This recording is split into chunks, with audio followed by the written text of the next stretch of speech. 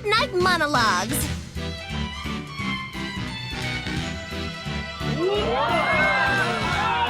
Now we'll introduce our panel. You each have 2 hours to introduce yourselves. 2 hours? 2 hours? The show isn't even that long. We're off to a thundering start. With the panel out of the way, it's time to get to our third guest. This is a man who's dreadful as a foe and even more frightening as an ally. I'm Eisen, the first mate of Ifried's pirates. Ooh, you're solid as a rock, totally unruffled. Of course I am. I practiced this by myself 256 times this week.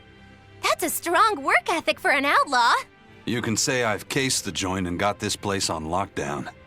Because to come unprepared would be criminal.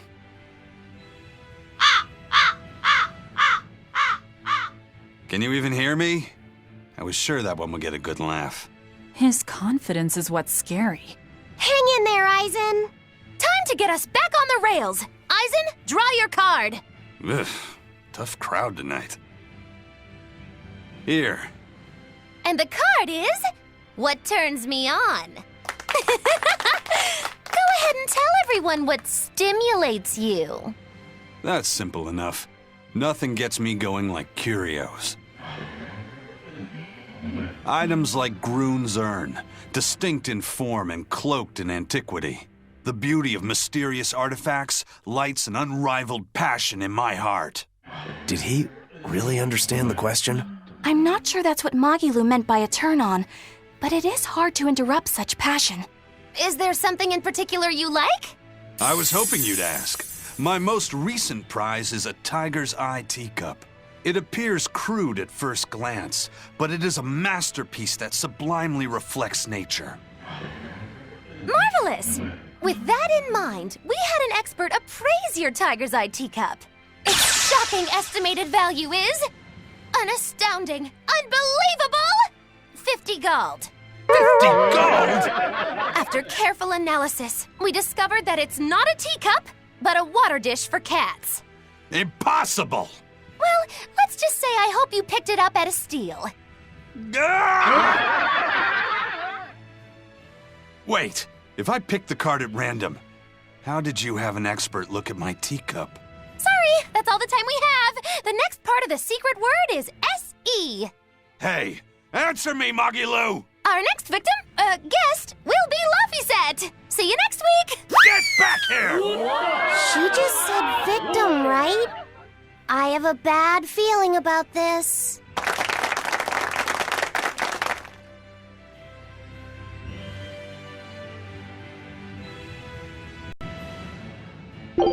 Hey, Velvet, did you ever go to school? No, but I learned how to read and write. An old lady in the village taught everyone. Why? Are you interested in school? Yeah, I wonder what it's like. You get to study a lot, right? Whether you want to or not. You know, I wonder what your life would be like if you went to school. The best part of school is after-school clubs. A bunch of wild kids experimenting with life. You and I should start up a band, Laphicet. That sounds fun. But wait, you're in school too? I sure am. The closer exams came, the less focused I got, you see. I reckon I'll never graduate. I'm not sure why you sound so proud of it. Then I shall join the student government and foster a proper educational environment. You do seem the class president type. You'd think that, but it is I who is class president. Eleanor merely serves as my secretary. Is that true? She must have cheated in the election. Politics is a dirty game. Words like cheat or unfair are for losers. Then I shall organize a detective club and uncover our foul president's misdeeds. Have fun, you guys. Join my machinery club, Laphicet. I'll get you good and fired up to learn. We'll aim to be champions in the World Contraption Competition. A machinery club? Sounds fun. But I won't tolerate slacking. No credits until the trophy is ours. Huh? But The teacher is more passionate than the student. what club would you join, Velvet? Me? Well, the home ec club sounds good. I could pick up some new cooking tricks and learn some crafting. Home ec, huh? Is it a little dull for me? It's down to earth. I like it. It's nice to think about reading a book next to you while you're cooking something. Yeah, but we don't need school for that, do we? Oh? You're right.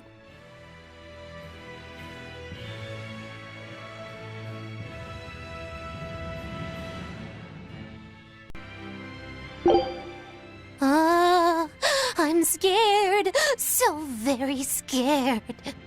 Magilou? What's got you so frightened? It's idols! Idols?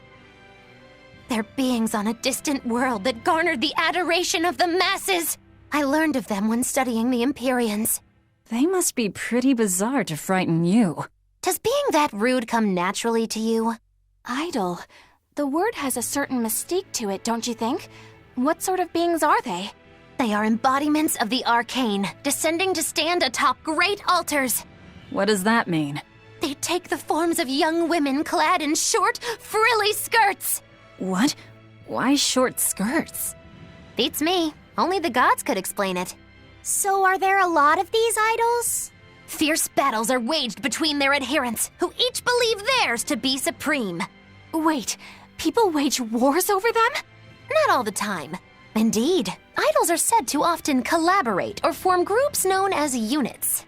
Their worshippers gather together and wave ritual items called glow sticks.